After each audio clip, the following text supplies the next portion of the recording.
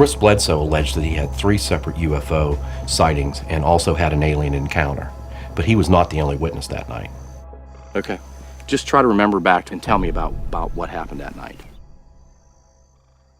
It was really dark out, and I happened to be looking down that way, and I saw these 2 orbs, about this big, about waist high off the ground, just floating. So all I could see was these 2 bright red orbs side by side. Where were they when you first saw them? Down the path there, coming down the road.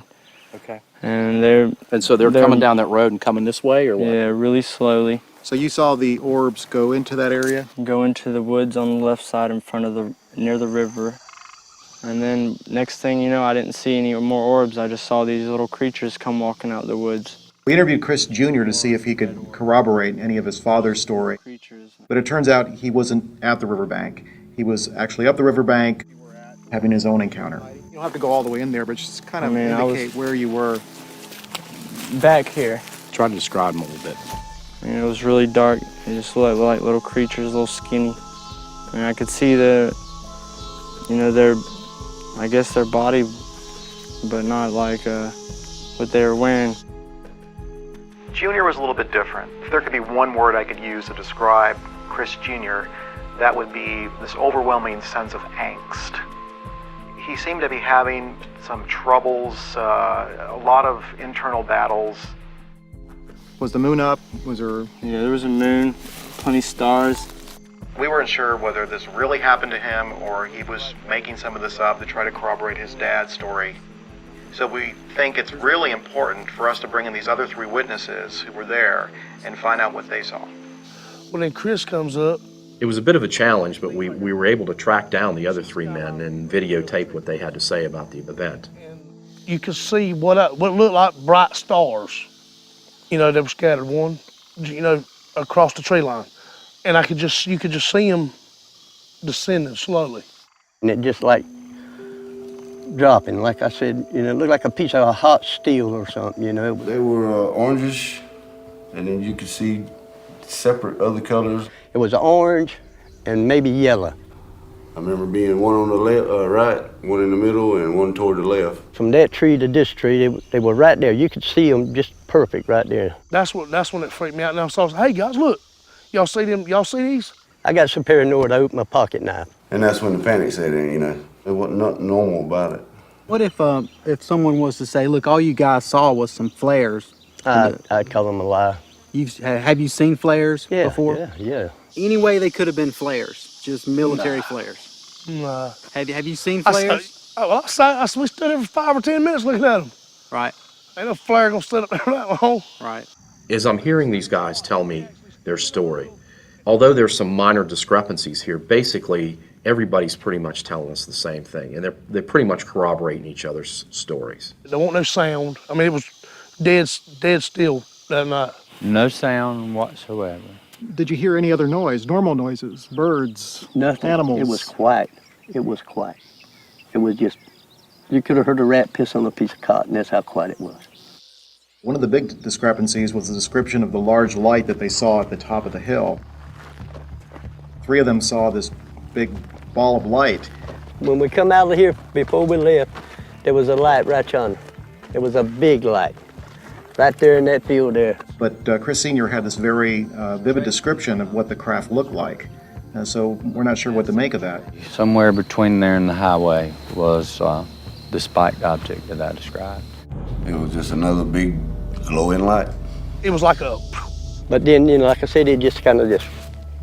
Hold your hand up like that and kind of try to remember it. Well, from a distance, I could put my hand around it like that, maybe. If you look at the tree and the pole, it would have been, the nose of it would have been at the pole, and the rear end of it would have been past the tree. See the horse standing there? Right. That would have been about the back of it, or a little further behind him, and the front of it would have been along this pole over here. It was a good 40 feet.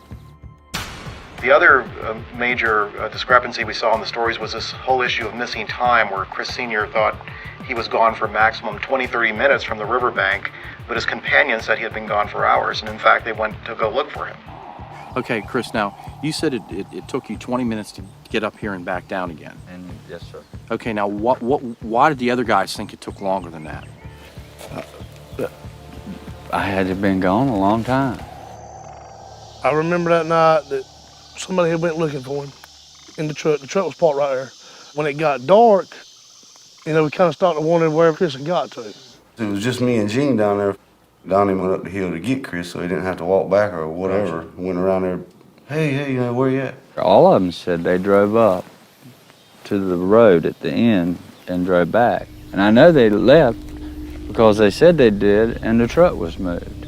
At some point, those guys said that they came up the road and went up there, turned around, and went back. You're standing here the whole time. Yes, sir. How could they get past you without you seeing them and them not seeing you? There's no way. Did anybody tell you how much time had passed? 3 or 4 hours.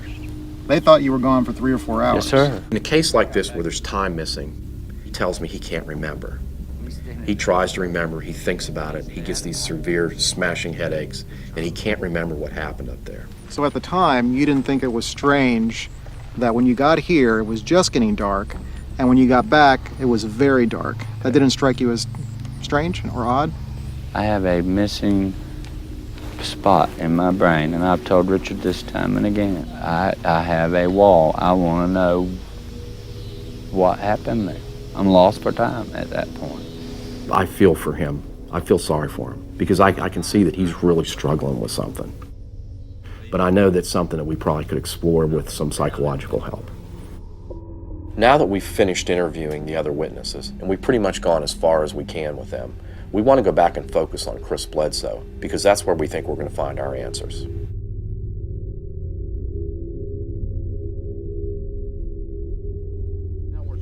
In cases like this where there's potential for having close encounters, what we found is that the use of regression hypnosis can sometimes help us to uncover missing memories. The rear end of it would have been past. Chris Sr. just seems to be really well known within that community.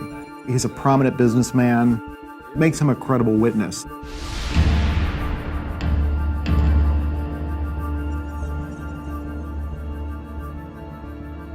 We're not sure if what happened to Chris Bledsoe is real or fantasy, but we're hoping that regression hypnosis will provide that answer. You do the regression hypnosis, you basically put the client in a state of unconsciousness. Sometimes they'll refer to it as put him in a trance. And the psychologist can basically talk to the individual and take the information off their subconscious mind.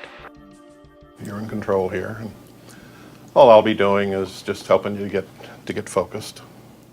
Dr. Michael O'Connell is a Harvard-trained psychologist. He's got 15 years experience and he's probably done a regression hypnosis on somewhere around 250 individuals, and we are very lucky to have him.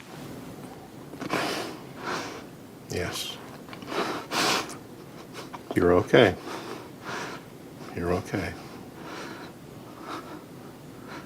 The regression hypnosis took place on July 14, 2008, and we videotaped it.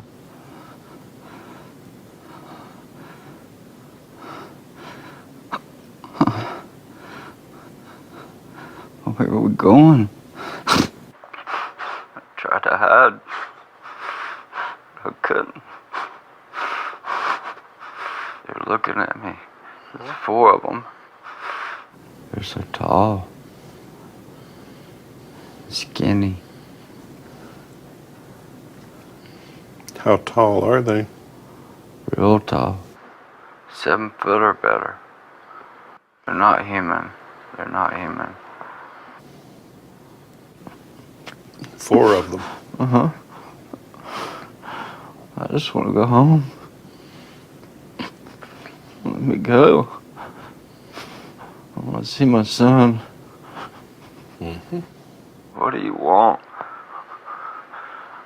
Wherever he was when they were doing this explains why. I mean, that would explain why when they come up the hill looking for him, he wasn't there. What does the room look like?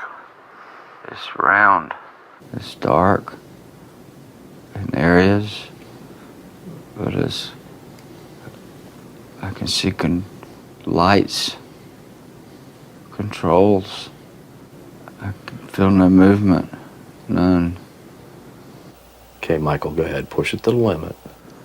Are they telling you why you were chosen? Uh-huh. What reason was that? They're my guardians. Looking after you? Uh-huh. Your well-being? Uh-huh.